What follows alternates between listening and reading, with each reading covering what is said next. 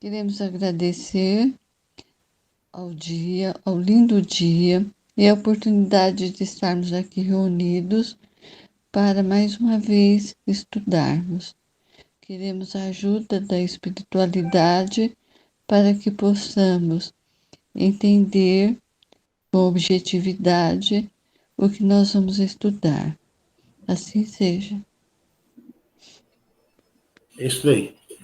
Pra quem tá aí? Olha o Dodge aí, ó. Apareceu, ó.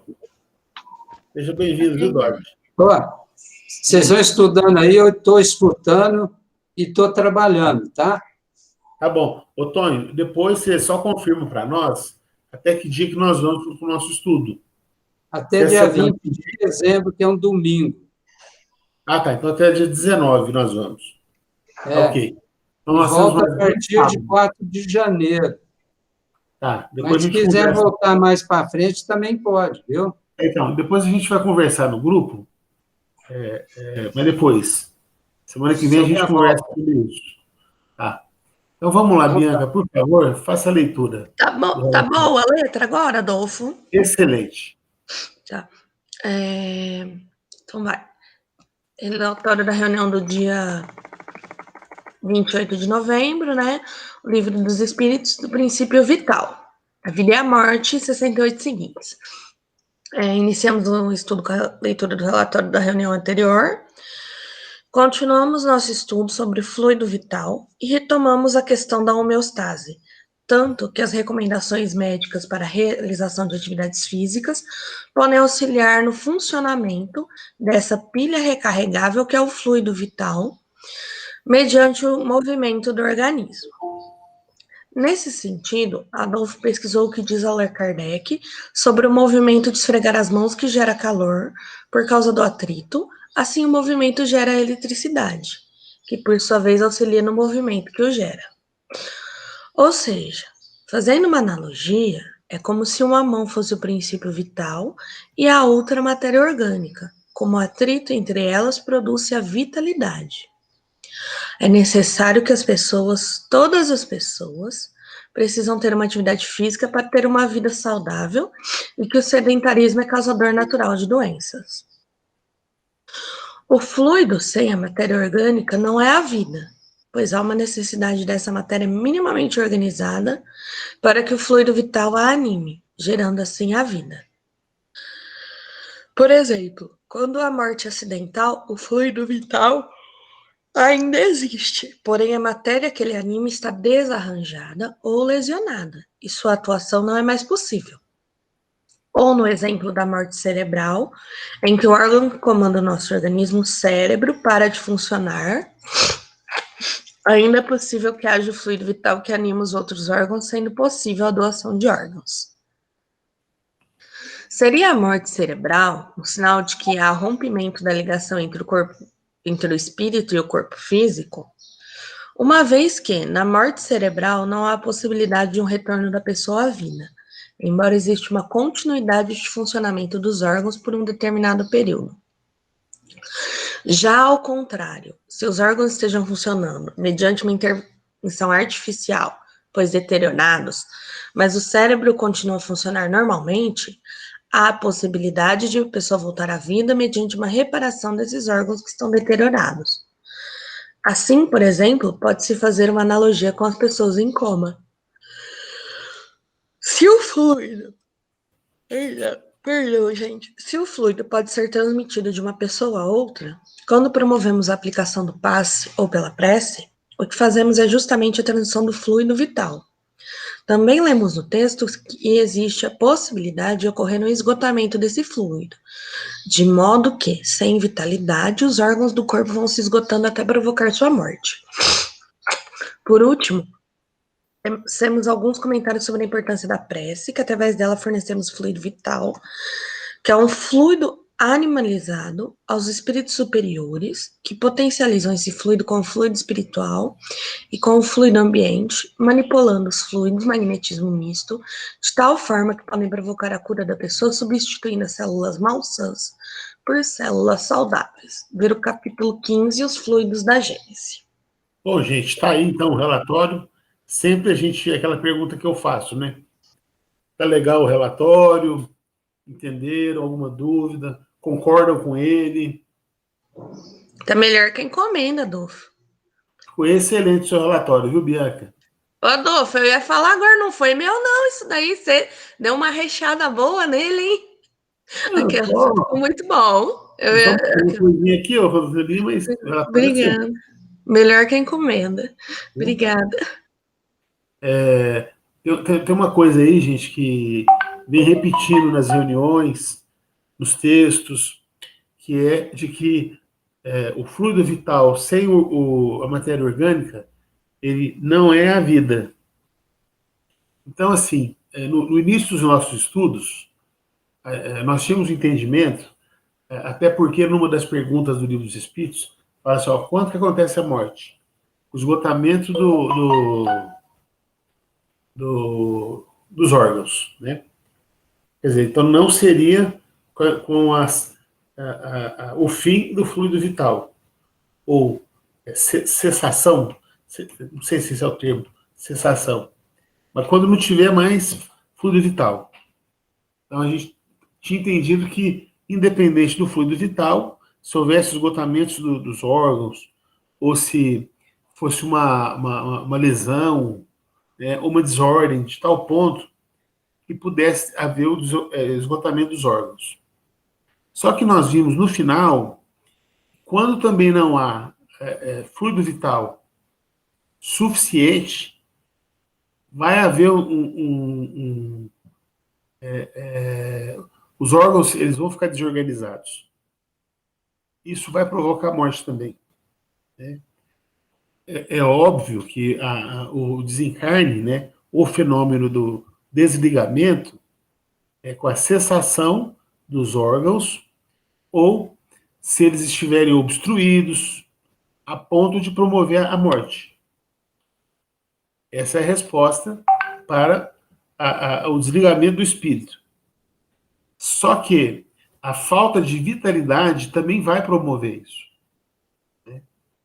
Como já vimos em outros textos também. O fluido vital depende da matéria orgânica, que depende do fluido vital. Tá claro isso, gente? É importante que esteja claro. Vocês estão me ouvindo? Perfeito, estamos sim. Tá todo mundo Perfeito. ligado. Tá claro isso? Façam companhia para. Hã? Tá sim, Adolfo, tá bem claro. Eu, pelo menos, particularmente, achei. Paty, você tá com som agora? Vamos ver se a Paty resolveu o problema do som dela. Vê agora se tá me ouvindo, Para Adolfinho. poder abrir o livro. Melhorou? Ah, eu troquei o fone. Excelente. Então, tá bom. Então, por favor, Paty, você compartilha a tela. Peraí, 71.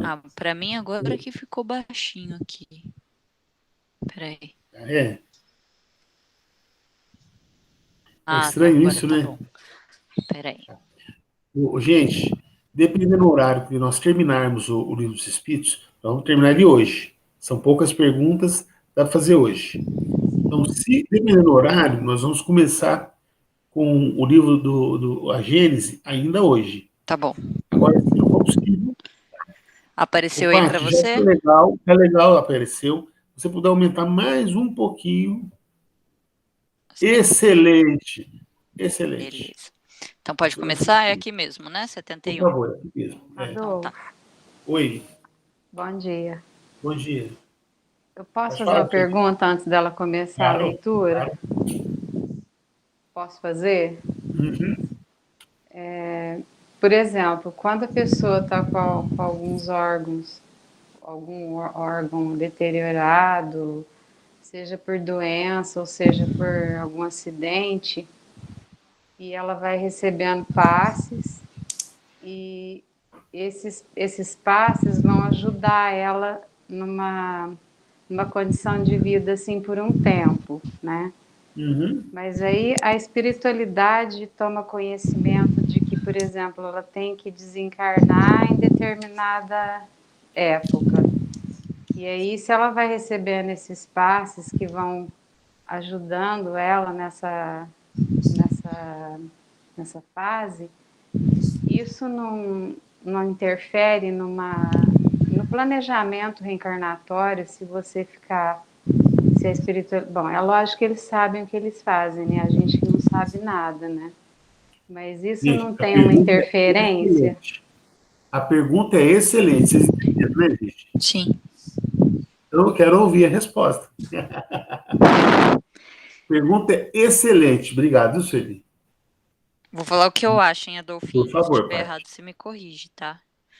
Eu acho que, por exemplo, se a pessoa tiver que desencarnar, ela vai desencarnar, independente de estar tomando passe ou não. O passe, ele pode ajudar, mas aí também vai depender, como que eu digo? Tipo, a espiritualidade vai depender dos atos dela também. Às vezes, o que ela. Depende do que ela tem que cumprir, se ela tá mudando, igual o Adolfinho falou, acho que foi do Kardec, né? Que o Kardec deveria ter desencarnado antes, e aí, por causa do trabalho que ele estava efetuando, ele ficou por mais um tempo. Então, acho que depende muito do planejamento, do que você tem que fazer, do que você tem que cumprir, porque eu acho que a Terra aqui pra gente, a gente quer ficar, mas o nosso lugar é na vida espiritual, né? Então, aqui, provas e expiações, então talvez para a pessoa é até melhor o desencarne, né? Depende do merecimento de cada um. Mas eu acho que assim, eu acho que o passe ele pode melhorar e pode melhorar tipo, como a pessoa tá, às vezes deixar ela mais tranquila, ou Uhum. até diminuir dores. Mas se ela tiver desencarnar, independente de estar tomando passe ou não, acho que ela vai desencarnar. É isso, Adolfinho? Bom, quando nós estudamos mediunidade curadora, infelizmente, a maioria aqui não estava no estudo, mas eu acho que ninguém participou. Eu não me lembro, assim, dos estudos. A parte participou. Mas, assim, até um tempo. Depois ela, infelizmente, foi para São Paulo. Então, assim, alguns estudos a parte eu estou perdendo, porque ela foi para São Paulo e não continuou. E na época a gente não tinha, pelo menos o Tico Tec não funcionou, para fazer reunião assim, online. Infelizmente, a parte com o tempo. E essa pandemia nos trouxe ela de volta. Né? Para nós é uma alegria enorme. Acredito que para ela também. Bom, Paty. Então, o que nós já vimos nos estudos de mediunidade curadora? E que, como você perdeu alguns, talvez é por isso que você está fazendo essa intervenção. Nós temos um negócio chamado livre-arbítrio. Então, às vezes, está lá no nosso planejamento reencarnatório, vou fazer uma introdução, tá, gente? Dentro do planejamento reencarnatório, lá que eu tenho que perder uma perna. Fui eu que pedi, não é posição divina. Só que eu estou aqui encarnado e acontece um acidente, está programado perder essa perna, mas aí eu pego e peço para Jesus, nessas orações, oro, tanto de pessoas que estão orando por mim, né? Mas eu peço para continuar com a perna, para eu fazer um trabalho para o próximo. Então, o que às vezes acontece? Né? Dá para a pessoa perder a perna, mas ela não perde a perna. Porque ela pediu, usou o livre-arbítrio dela, e Deus considera isso. Ainda vamos estudar livre-arbítrio, mas é muito importante. Então, isso também, com os internos, também é a mesma coisa. Em outras palavras, nós podemos perfeitamente pedir para continuar na Terra, para cuidar de um filho, de um ente querido, alguém que precisa da gente. Ou até mesmo, não, eu vou mudar de vida. Não é? Então, isso pode ser, sim, alterado. Ou seja, uma pessoa que era para desencarnar com 50 anos de idade, ela pode viver até os 70, até os 80. Isso não é uma coisa, assim, muito exata, tá? Como é a matemática ou a economia.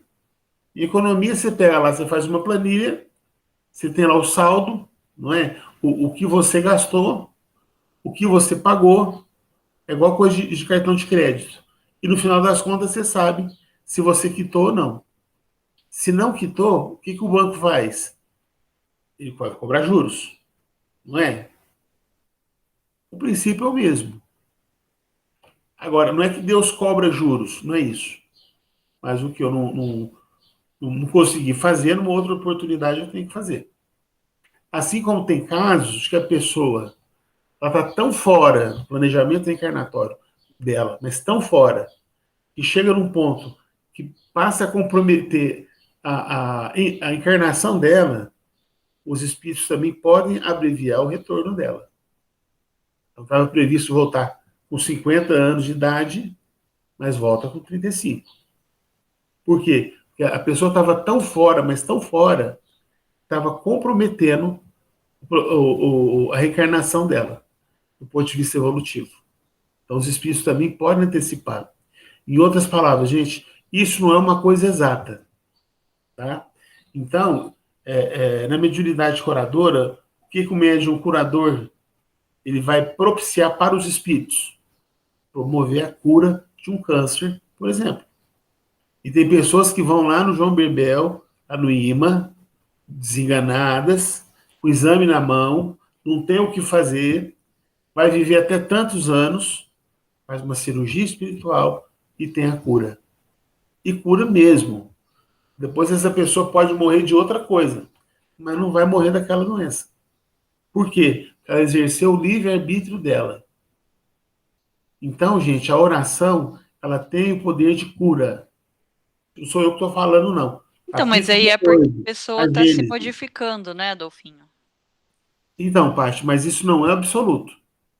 Por exemplo, nós temos uma amiga que frequentava a nossa reunião, alguns de vocês conheceram ela, outros eu acredito que não conheceram. Estou falando da Lívia Hernandes. Uhum. Jovem, 30 anos de idade, estudiosa, comprometida com a doutrina espírita, trabalhadora, participava do movimento de jovens. Quer dizer, era alguém assim, uma pessoa boa, que vivia para o próximo, uma pessoa equilibrada, equilibradíssima. Aí ela ficou com câncer, todo mundo orando para ela com vontade de viver, buscando assim, ó, até que chegou no momento que ela desencarnou. Ué, Adolfo, então você está sendo contraditório. Ela era uma pessoa boa, fazia o bem, ela pediu para Jesus, usou o livre-arbítrio dela, muitas pessoas orando para ela, e ela desencarnou. Por quê? Estava no planejamento reencarnatório. Então, quando a gente fala que vai fazer uma prece, pode curar uma pessoa, o termo é esse, pode curar uma pessoa. Se a pessoa vai ser curada ou não, se uma pessoa tem estado de coma, se ela vai sair do estado de coma ou não, nós não podemos garantir. Mas que com o uso da prece, e através da vontade da pessoa, que ela pode ter um prazo maior de vida, né? Os espíritos podem alongar a sua reencarnação. Isso, gente, eu tenho até acompanhado alguns casos nesse sentido. Tá?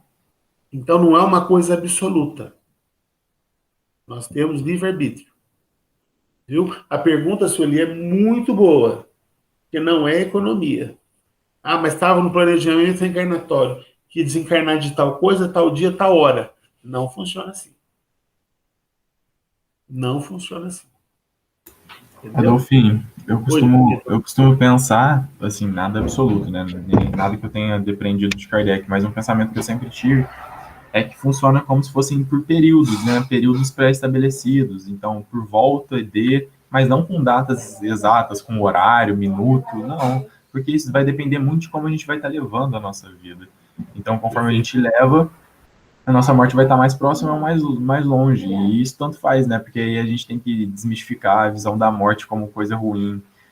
Eu acho que é o primeiro passo, começar a pensar nela só como uma passagem de volta para casa.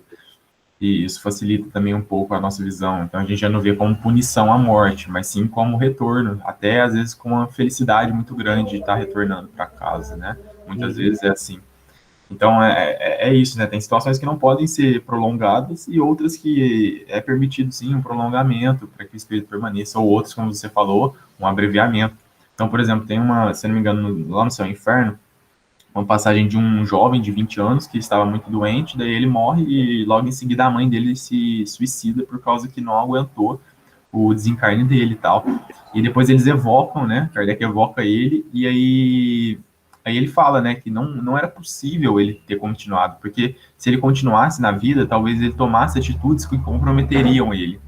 Então, o momento dele desencarnar era naquele momento, ele não podia permanecer por mais tempo, porque ele poderia acabar comprometendo a própria encarnação se ele continuasse, por mais que não tenha sido uma pessoa desonrosa.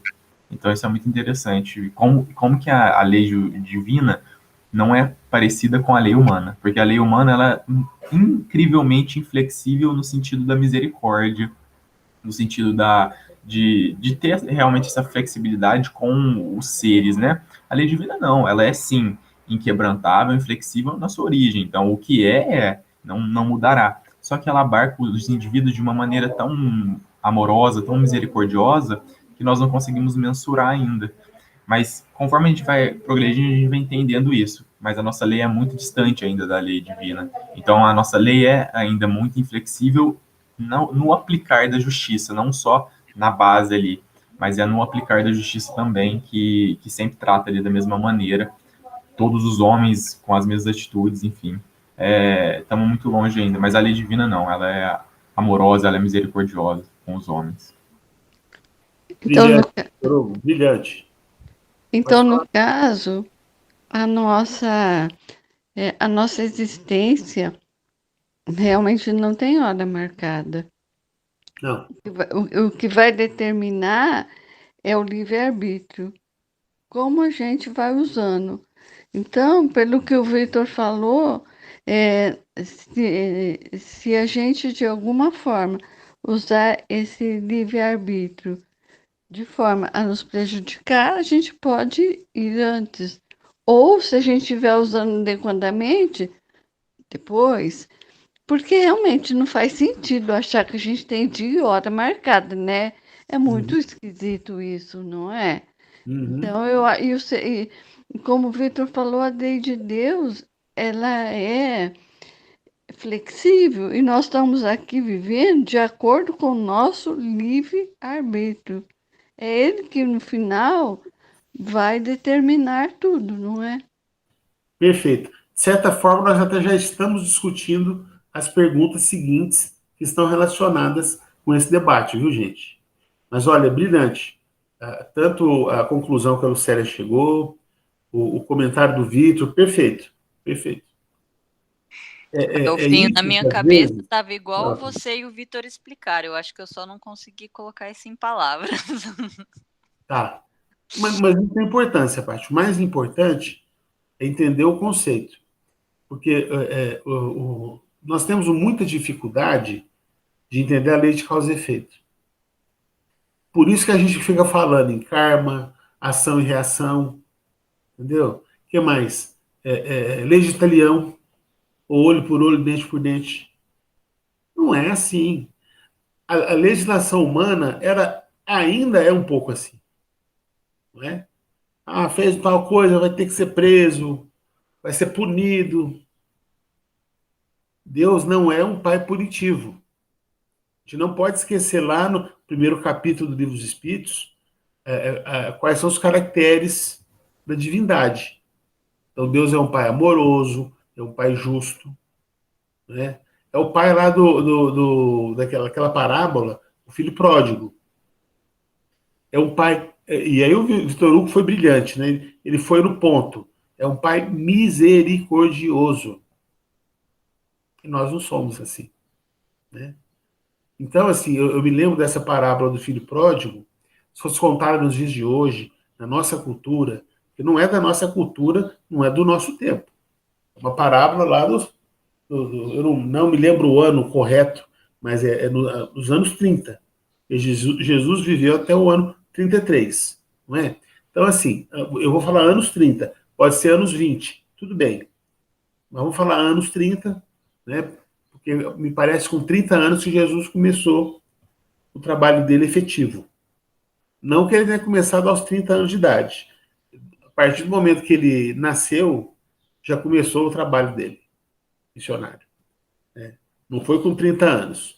Mas tudo bem. Então, vamos pensar assim, ó, anos 30, né? Então, quando Jesus nasceu, o que nós pensávamos, né? Falando do filho pródigo.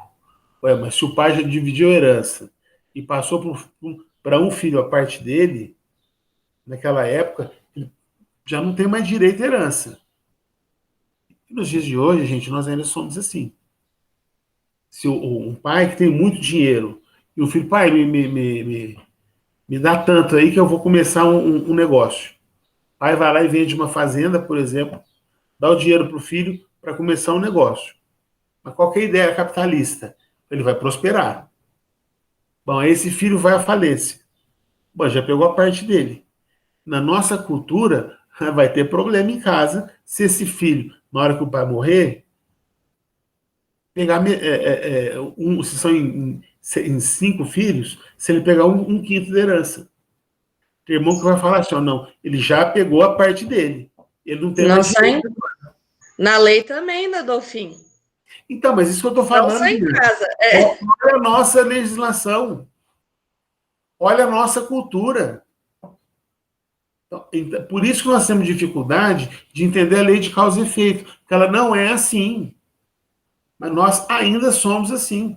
E aí a Bianca, é especialista, fala tão pouquinho para nós, Bianca, da legislação. Como é que ela vê Nossa, isso? Dolphin, aí você me aperta. Não, mas quando é feita uma doação para qualquer filho, que não seja uma ocasião muito específica, por exemplo, existe doação feita para casamento, mas assim, em geral, é considerado adiantamento da herança. Então, e inclusive vai descontar quando os pais falecerem, você pega o valor que foi doado, né? Atualiza e desconta da parte que seria da herança da pessoa. E legalmente é assim. Aí a família, obviamente, os irmãos podem abrir mão e tudo mais. Tem vários acordos que podem ser feitos, mas. Então, o que eu estou querendo dizer, do ponto de vista da lei divina, isso está falho. Agora, a Bianca vai me provar, do ponto de vista jurídico, que não é falho. Olha como que a nossa cultura ainda está atrasada. Porque não é um problema, na minha opinião, de legislação. Muito embora é o que ela diz. Né? Mas, na minha opinião, isso é mais um problema cultural do que jurídico. Agora, que do ponto de vista jurídico, é assim. Porque as leis, elas representam o que é a sociedade. Nós, gente, nós entramos numa polêmica agora recentemente, nós espíritas. Qual que é a polêmica? Uma menina foi estuprada, não é? Aí entrou com ação não, quem não precisa entrar com ação. Entrou com um pedido lá no hospital, né, para fazer o aborto, e teve um médico que falou assim, não, eu não vou fazer, e o médico tornou isso público. E essa família começou a ser massacrada pelas pessoas, porque onde já se viu, não é, praticar o aborto.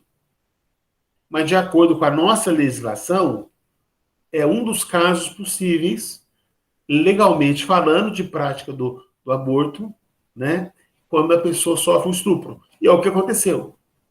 Eu não estou discutindo, porque, veja, a nossa legislação não é perfeita. Eu não estou discutindo a lei. Né? Porque do ponto de vista espírita, isso é um crime. Porque do ponto de vista espírita, nós também vamos encontrar que as leis humanas representam o progresso. E sem elas, nós estaríamos vivendo um estado de barbárie. Então, a nossa legislação, ainda que imperfeita, e ela é, porque nós somos imperfeitos, mas ela representa o progresso. Então, eu como espírita, qual que é a minha postura? Não, eu vou defender a legislação. Mas eu sei que ela não é uma legislação justa do ponto de vista da vida espiritual. Talvez, do ponto de vista espiritual, as nossas leis deveriam ser assim, ó, não, a pessoa não vai praticar o aborto hipótese alguma. Por quê? Porque é o espírito que vai reencarnar, ela vai praticar a lei do amor, não é? Eu posso fazer uma palestra sobre isso, do ponto de vista doutrinário. E também posso fazer uma palestra do ponto de vista doutrinário, que quando há risco, também está lá no Livro dos Espíritos, que é um caso possível da prática do aborto. Está no Livro dos Espíritos. Quando a mãe corre risco de vida. Que é preferível salvar uma vida consolidada do que uma que ainda não veio. Do contrário, a mãe pode vir a óbito e a criança não chegar a nascer. Está lá no Livro dos Espíritos. Mas teve espírita que nesse debate foi radical.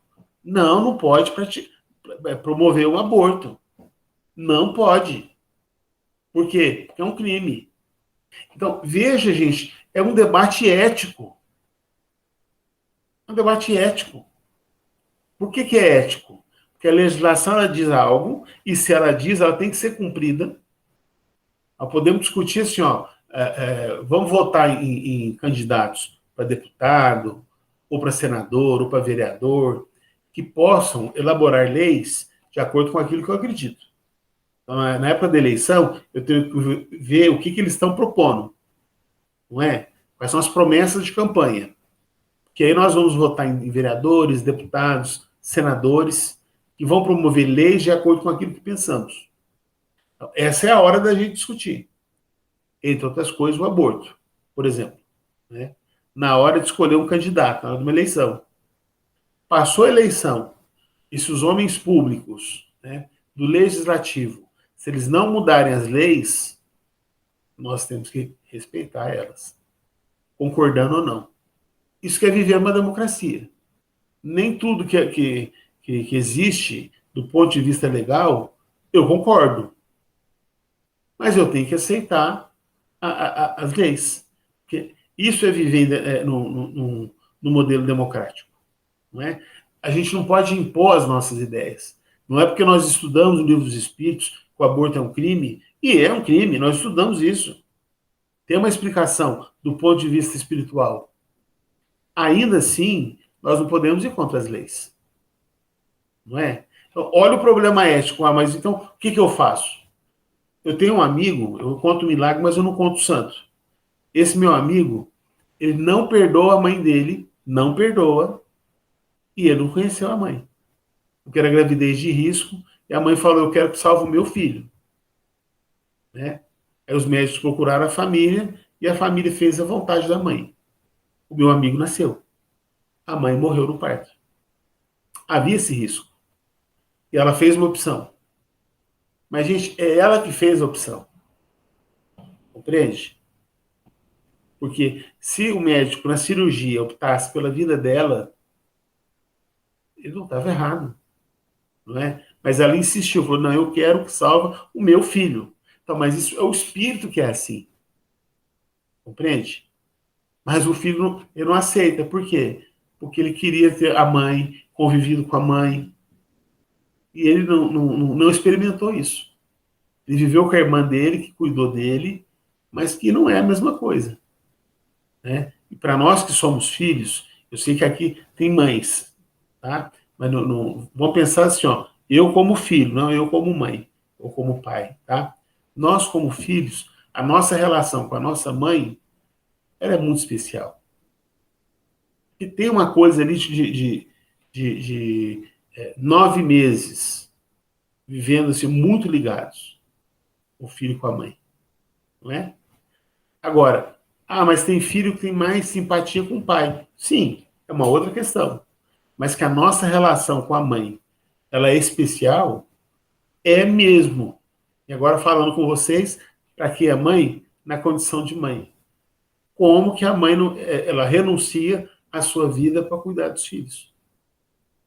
Porque o amor de mãe, é o que mais se aproxima do amor universal, do amor de Jesus. Né? Gente, eu não sei não, mas eu acho que... não, é 9h35. Eu pensei que fosse 9h55.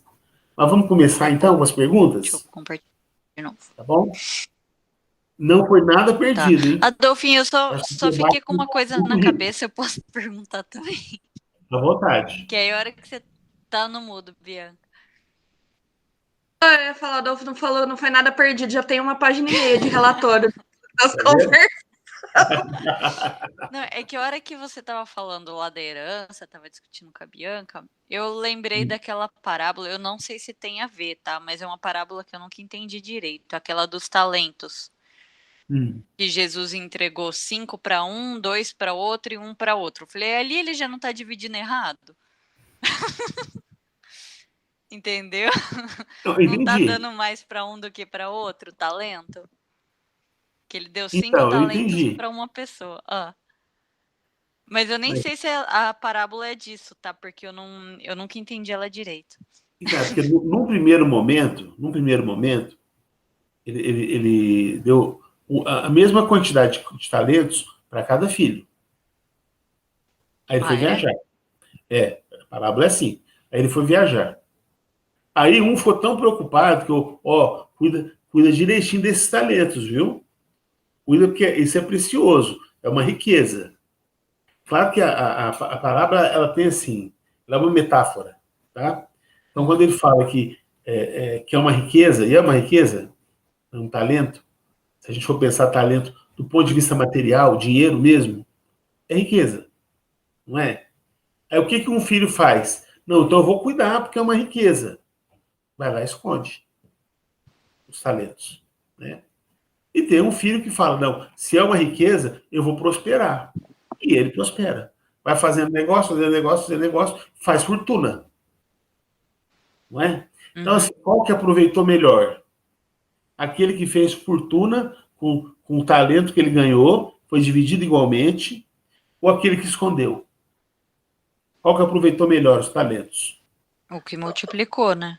Se a gente for pensar do ponto de vista material, do ponto de vista financeiro, o que multiplicou.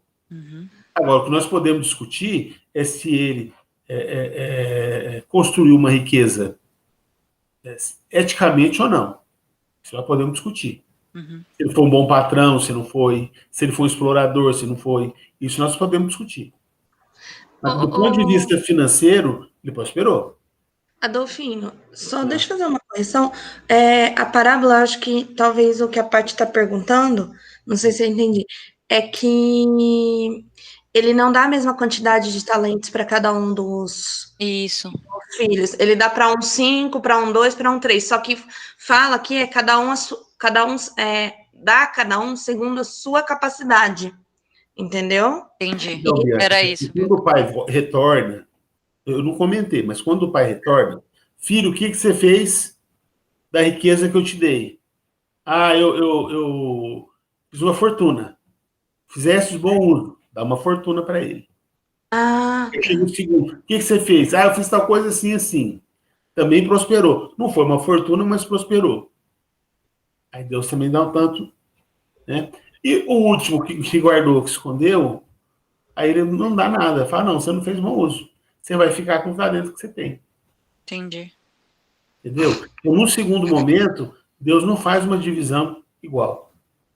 Ele faz uma divisão desigual. Por quê? É que eu pesquisei na internet, tá igual o que a Bianca falou, e tinha uma historinha que eu tinha lido na época que eu dava aulinha de evangelização, também já tava falando que no começo ele já distribuiu diferente, entendeu? Não tá falando desse retorno e redistribuição. Eu posso colocar, Adolfo? Por favor. É assim, o que Jesus queria mostrar com isso? Que a gente tem que pensar a gente tem que pensar no momento em que ele estava fazendo isso, né? Onde ele estava, com as pessoas em que ele estava. Então, a parábola, ela é essa metodologia alegórica a fim de ter um ensinamento profundo, mas de forma simples. Então, Jesus falava dos assuntos mais complexos de forma simples. Esse era o grande dom dele, né?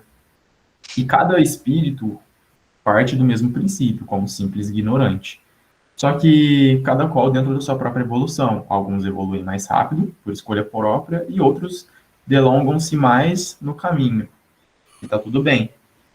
E cada um se torna herdeiro de si mesmo. Aquele que muito produz, aquele que muito evolui, tem muita capacidade para ter muita responsabilidade.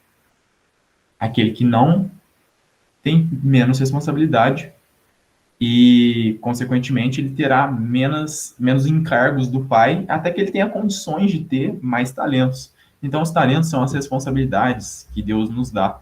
em vários sentidos. Daí é uma parábola em que Jesus não especifica o que é talento. Ele quer que nós pensemos o que sejam os talentos. Os talentos podem ser a inteligência, a moral, a riqueza, a pobreza, e etc. Qualquer coisa. E daí parte da gente, é isso que Jesus queria. Mas que a responsabilidade, ela parte de cada qual. Então, eu tenho uma responsabilidade e cada um aqui tem um tipo de responsabilidade e nós encararemos elas segundo a nossa capacidade de ser. Então, eu consigo levar uma certa quantidade de talentos, outro, uma outra maior, outro, uma outra menor, e tá tudo bem. Mas só que o que Deus quer? O ruim dessa história, dessa parábola, não é que um tenha menos que o outro. Não, porque todos em algum momento terão a mesma quantidade, porque chegarão à perfeição. Então, o ruim não é que cada um tenha uma quantidade desigual, porque isso é natural, a evolução é assim, ela é desigual, ela não se faz de forma igualitária, porque cada um é no seu tempo, mas todos chegarão no mesmo ponto. Então, qual que é o objetivo de tudo isso? Que cada um, dentro da sua capacidade de fazer, faça. Entendeu? E não permaneça com medo de fazer. E é isso que Jesus está ensinando ali. O que ele está falando? Olha, vocês têm talentos, têm potências em vocês. Vocês têm a vontade, vocês têm a inteligência, vocês têm os germes do amor dentro de si e ficam com medo, enterram seus talentos, permanecem estagnados, ociosos, por medo de errar.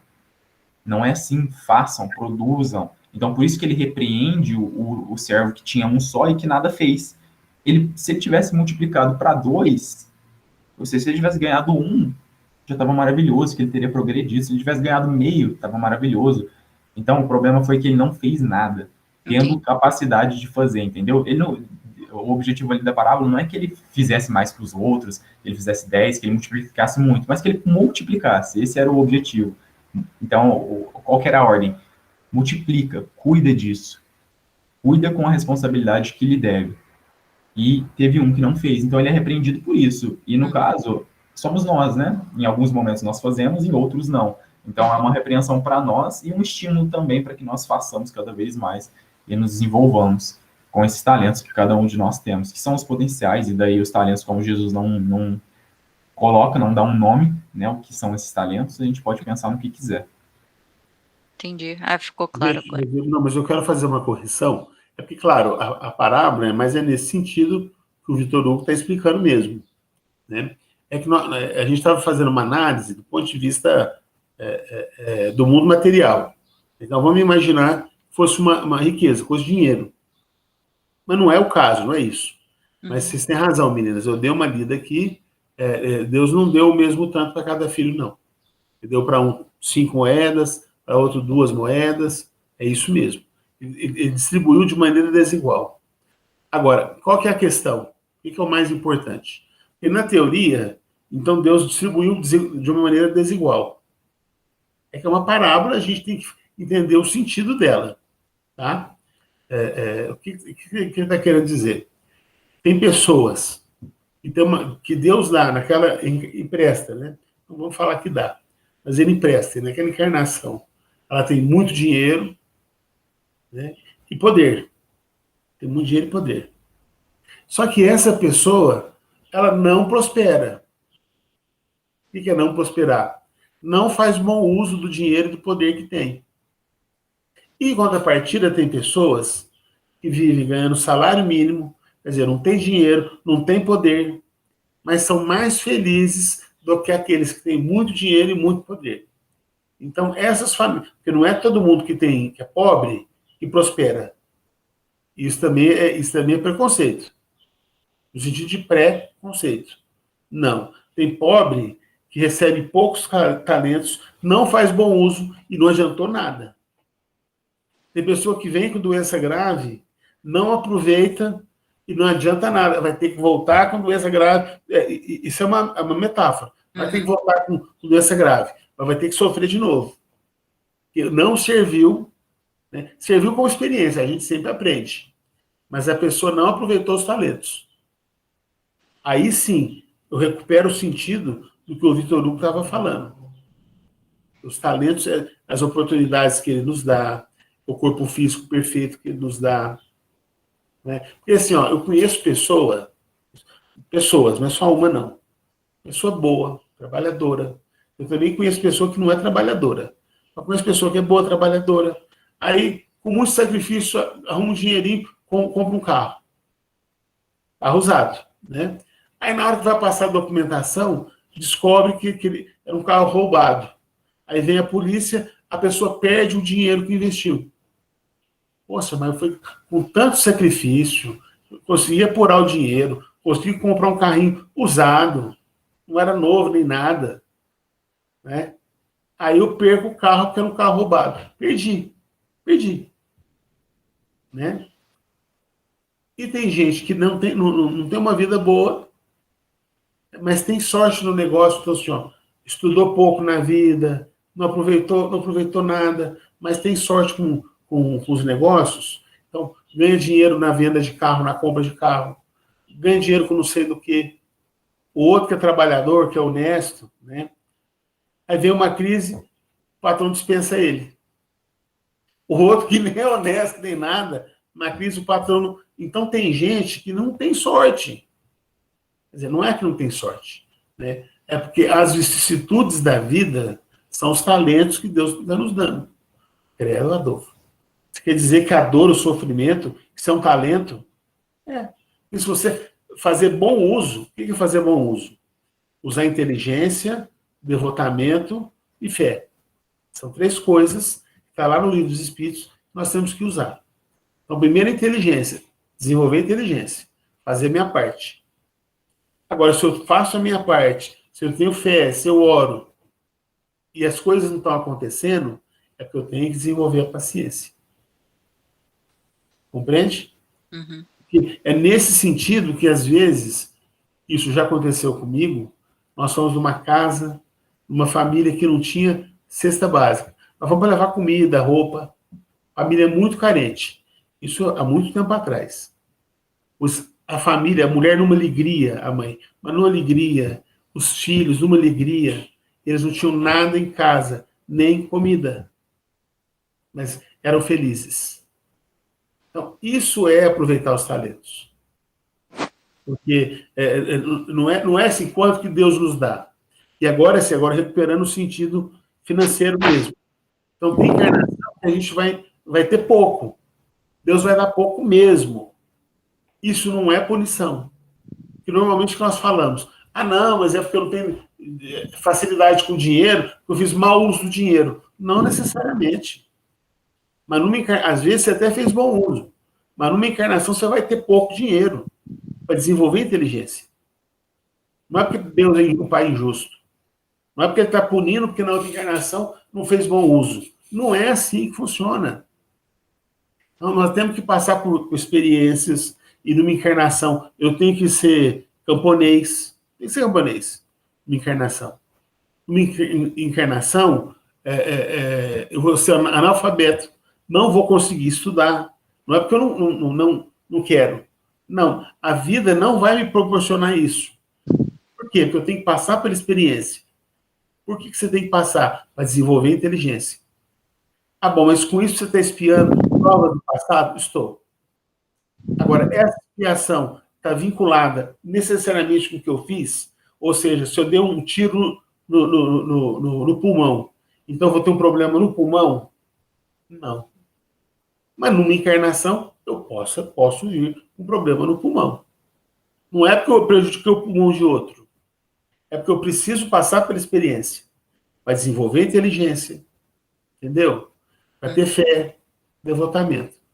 E, ao mesmo tempo, independente das dificuldades, independente das doenças, se eu souber aproveitar esse momento, eu estou resgatando dívidas do passado.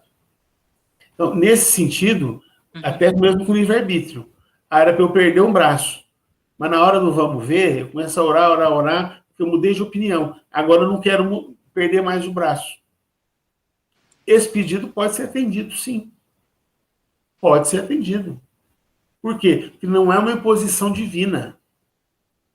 Né? É claro que os espíritos não vão fazer tudo o que nós queremos. Também não é assim que funciona. Né? Mas, se eu estou trabalhando no bem, e se eu mudei, e se eu quero fazer diferente, Deus vai permitir. E ainda que eu não esteja fazendo a coisa certa, mudei. Porque no planejamento reencarnatório é para eu ser um cara bom. Eu não estou sendo bom, estou sendo até pior do que na outra encarnação. E Deus vai permitir. Eu estou fazendo o que eu estou usando meu livre-arbítrio. Ah, mas você está fazendo mau uso. Estou fazendo mau uso. Depois eu vou ter que espiar. Né? Mas não sofrer na mesma moeda. Porque não é lei de talião. Ok? Entendi. Dá tempo de ler? Então, Patrícia, é o seguinte, eu acho que não. Só não vamos ler hoje, não. Não precisa. Tá? No entanto, eu acho que foi uma reunião muito produtiva. Porque o que acontece? Nós temos que tirar as nossas dúvidas.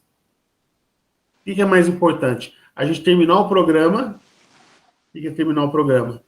Ler o texto, ir para casa com dúvidas. Isso acontece na escola muitas vezes. Ou eu não ir para casa com dúvidas. É óbvio que essas coisas assim que nós estamos falando, vai ter uma hora que nós vamos ter que trazer textos que é aonde nós nos baseamos. O que o Adolfo explicou, o que o Vitor Hugo explicou, não é da cabecinha deles. Claro que nós interpretamos assim. Nós estamos falando como que nós interpretamos. Nós estamos falando com base em estudo. Não estamos falando com base em achismo. Aqui não é o que eu acho. Com base no que eu estudei, né, eu tenho convicção, e alguém amanhã pode me provar que eu estou errado. Essa que é a beleza, né, da gente ser espírita. O espiritismo também nos proporciona isso. De amanhã ou depois, alguém vier com um raciocínio lógico, também não é com achismo, e provar que a maneira que eu estava interpretando não era correta. Hoje, gente, nós falamos de temas polêmicos aqui. E o nosso grupo é um grupo harmônico. E dependendo do grupo, na hora que eu estava falando lá do aborto, tinha gente que ia falar assim, eu não concordo, e a pessoa ia ser radical. Ia se basear em leitura, que é uma interpretação dela. Possível. É uma interpretação possível. Agora, como que nós temos que interpretar o ensino dos espíritos? Não pode ser ao pé da letra. E como é uma ciência, uma coisa está relacionada com outra. Então, até os nossos posicionamentos da condição de espíritas, nós temos que procurar ver com a amplitude dos ensinamentos dos espíritos. E não ficar preso a uma pergunta no livro dos espíritos. E o espiritismo não é uma pergunta. Então, eu não posso interpretar com base num livro. Então, eu estudo Cohen, estudo só o livro dos médiuns. Então, lá eu vou aprender, estudando só o livro dos médiuns, que não existe possessão, em hipótese alguma. Agora, se eu for considerar o que está escrito no livro A Gênese, que foi publicado depois, e também na Revista Espírita, que foi publicado depois, eu vou encontrar Allan Kardec falando assim, eu estava enganado. Existe possessão. Ainda que por pouco tempo, mas existe possessão absoluta. Olha a riqueza, gente. Quer dizer, lá no livro dos médiuns, Kardec tinha uma visão. Ele interpretava de um jeito. Até que ele conheceu outros casos, e ele foi convencido pela razão que existe possessão. Kardec mudou de ponto de vista.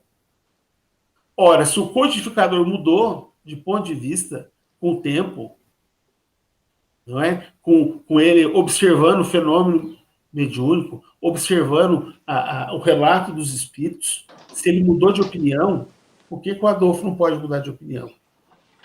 Por que o Divaldo Pereira Franco não pode mudar de opinião?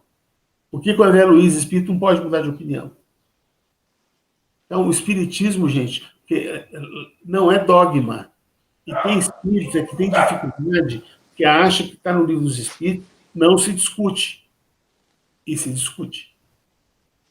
Nós temos que discutir tudo, que é uma ciência. E tem espírita que acha que é um dogma. Então, e aí ele não aceita um pensamento mais progressista, aí ele é radical. Por isso que hoje nós vivemos um momento, tem espírita que fala assim, ó, eu sou espírita de direita. Tem espírita que fala assim, ó, eu sou espírita de esquerda. Isso não existe. Eu sou espírita, ponto. Ah, mas é possível interpretar de um jeito e de outro? É possível. Então, como que nós resolvemos isso? Através do quê? Da observação, da razão, do bom senso. Isso muitas vezes falta a nós. A observação, a análise, o estudo, o bom senso, né? E a razão. E nós não podemos ter medo da verdade. E tem espírita, ele usa os preconceitos dele e pega uma pergunta do livro dos espíritos e fala, tá aqui, ó, é desse jeito aqui. Não, meu amigo, você não pode se basear só num livro. Kardec não fez isso. Por isso que é uma ciência. E nesse sentido, as mudanças que vierem no embasamento científico, nós temos que aceitar elas sim.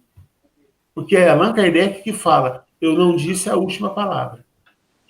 E se algum dia ciência, né, seja ela ciência convencional ou a ciência espírita, se ela vier e disser, eu estou enganado num ponto ou de outro, fique com a ciência. Ora, é Allan Kardec falando. Então, se na obra dele, eu vou fazer um estudo agora à tarde, desculpa a propaganda, viu, gente? Eu vou fazer um estudo agora à tarde, às 3 horas, sobre racismo. E vou mostrar nesse estudo, olha eu dando spoiler, né? Spoiler, fala, né? Me corrijam aí, professores de inglês. Eu vou falar um trechinho. Então, eu vou mostrar trechos de Kardec falando algo que, do jeito que está escrito, hoje está ultrapassado. Mas está ultrapassado aquele trecho. Não está ultrapassado da obra de Allan Kardec. Entendeu? Aí tem gente que em nome de... Ah, porque isso aqui está ultrapassado. Tem gente que em nome disso começa a colocar um monte de achismo na doutrina espírita. A doutrina espírita não é doutrina de achismo. Não é doutrina de WhatsApp. Não é doutrina de Facebook. Ah, mas eu vi que o Chico falou do dia... Como é que é? Do dia marcado. Não é dia marcado. O dia D. O dia que vai começar o mundo de regeneração. Não, gente, isso não existe. Estuda a obra de Allan Kardec. Ah, mas o Chico disse. Com todo o respeito que eu tenho pelo Chico. Então, nesse ponto, ele está errado.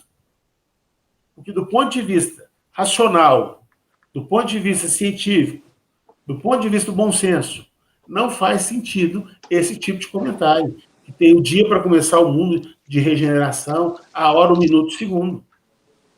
Não é assim.